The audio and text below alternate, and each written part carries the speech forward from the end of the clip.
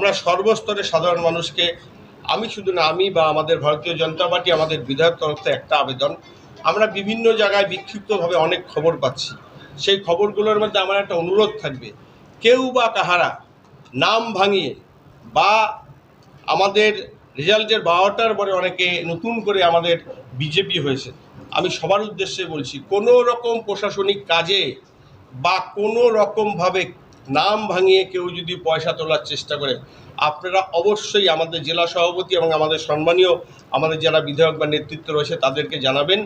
কোনোভাবেই আমি as a MP বা আমার জেলা প্রেসিডেন্ট বা আমাদের 2 মন্ত্রী বা আমাদের বিধায়ক কারো নামে কেউ যদি পয়সা তোলার চেষ্টা করে বা বিভিন্ন সরকারি দপ্তরে সরকারের কাজের ক্ষেত্রে সরকারের পরিষেবার ক্ষেত্রে যদি কেউ করে, আপনারা অবশ্যই আমাদের জানাবেন। আমরা অবশ্যই প্রশাসনিক স্তরে ব্যবস্থা নিব।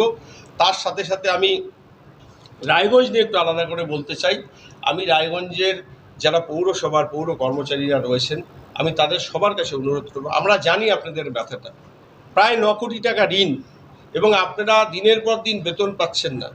আপনারা শুনে অবাক হবেন, পৌরসভার যে কন্ট্রাক্টররা কাজ করে তাদের যে একটা সিকিউরিটি মানি কেটে রাখা হয়, সেই টাকাও অলরেডি খরচা করেছে। মানে আগামী দিন যারা পৌরসভায় কন্ট্রাক্টররা কাজ করেছেন তারা একদম পুরো জেনে নিন আপনাদের সিকিউরিটি মানির টাকা অলরেডি কমপ্লিট হয়েছে, আপনারা এটা ক্লেম করতে পারবেন না। ঠিক তেমনি তার সাথে সাথে আমাদের যারা পৌরসভার ডেইলি ওয়েজ বা লেবার রয়েছে, আমি জানি অনেক কষ্টে আপনারা শহর সাফাই করে আপনারা করছেন। আমরা এটাকে আপনাদের সাথে আমাদের সম্মানীয় মন্ত্রী এবং আমি বসেছিলাম, আপনাদের সাথে কথা বলেছি, একটু আমাদের সময় দিন, আমরা একটা সুন্দর ওয়ে আউট বের করছি যাতে আপনারা প্রতি মাসের বেতনটা পান। ঠিক তার সাথে সাথে যারা পেনশন হোল্ডার রয়েছেন তাদেরও খুব কষ্ট, তাদের ক্ষেত্রেও আমাদের সম্মানীয় মন্ত্রী, আমাদের যিনি এই বিভাগের বিভাগীয় মন্ত্রী রয়েছেন বা আমাদের প্রিন্সিপাল সেক্রেটারি রয়েছেন, তাদের সাথে কথা বলেছে খুব তাড়াতাড়ি একটা আমাদের শহরের ক্ষেত্রে একটা ভালো খবর আসবে এবং যারা ডেইলি ওয়েজ বা ডেইলি লেবার তাদের ক্ষেত্রে খবর আসবে। আমরা জানি কেউ বা কাহারা ইচ্ছাকৃত মিউনিসিপ্যালিটি যাতে অচল হয় তার জন্য চেষ্টা করছেন। আমি তাদেরকে সাবধান করে দিতে চাই, পর্দার আড়ালে যেটা করছেন তার আগেও কিন্তু আপনাদেরও অনেক কিছু রয়েছে। আগামী দিন কিন্তু আমরা সব ফাইল খুলব। পৌরসভা মানুষের দৈনন্দিন প্রয়োজনে খুব দরকার এবং তার ক্ষেত্রে ডেইলি ওয়েজ লেবারদের প্রচুর দরকার। আপনারা 2-3 জনকে ইস্যু করে, যেটা আমাদের অলরেডি সম্মানীয় মন্ত্রী ধরে ফেলেছেন, আমরাও ধরে ফেলেছি, যাদেরকে পাঠাচ্ছেন তাদেরকে ধরে কিন্তু আমরা নাম বের করে নেব, তখন কিন্তু আপনার খুব মুশকিল আছে। আমরা নোংরা রাজনীতি চাই না, তাই বলে কেউ একটা সুস্থ প্রশাসনকে আপনারা অন্যভাবে পরিচালনা করার চেষ্টা করবেন, সেই ক্ষেত্রে কিন্তু আপনাদের মুশকিল আছে। আর বাকি আমরা আগেও বলেছিলাম, এখনও বলেছিলাম, যত পুকুর ভরাট হয়েছে যেগুলো কোনো পারমিশন ছাড়া অনুমোদন ছাড়া হয়েছে সেই পুকুর আবার খনন হবে এবং তার সাথে সাথে রায়গঞ্জ কোনোভাবে তোলাবাজি দেওয়া হবে না। মানুষ তার কষ্টের টাকা দিয়ে জায়গা কিনতে পারে, বাড়ি করতে পারে। যদি কোনো সময় কোনো প্রয়োজন হয় আপনারা পৌর প্রশাসনে যোগাযোগ করুন।